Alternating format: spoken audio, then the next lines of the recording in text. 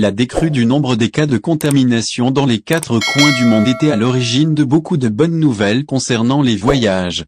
Malheureusement, elle a cédé sa place à une importante flambée des cas inquiétante, couronnée par l'apparition d'un nouveau variant.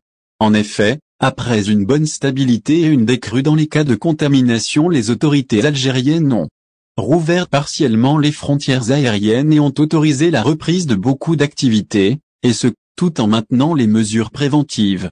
Dans un contexte plus strict, la vaccination demeure le premier moyen de lutte contre la propagation du virus, notamment pour les voyageurs en provenance de l'étranger, raison pour laquelle le NTMV exige dorénavant la vaccination des passagers.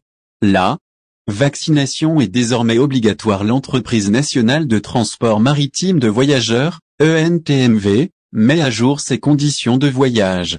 Pour les voyageurs en provenance de l'étranger vers l'Algérie, le passager doit être vacciné, doit avoir un test PCR qui ne dépasse pas les 48 heures, à l'exception des enfants de moins de 12 ans, et doit fournir un certificat de rétablissement s'il a déjà été contaminé. Un test antigénique doit être effectué à l'arrivée, et ce, pour tous les passagers à l'exception des enfants de moins de 12 ans, le test se fait à la charge du passager, il coûte entre 3500 DA et 4500 DA.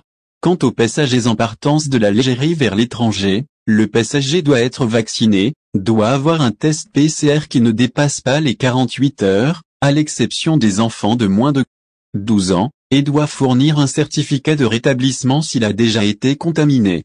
Le voyageur doit également fournir un test antigénique et un pass sanitaire, QR code, récupérable pour les voyageurs vers l'Espagne de ce site, et pour les voyageurs vers la France de ce site. Au final, si vous avez aimé la vidéo, n'oubliez pas de vous abonner à la chaîne et d'appuyer sur la cloche pour recevoir nos actualités.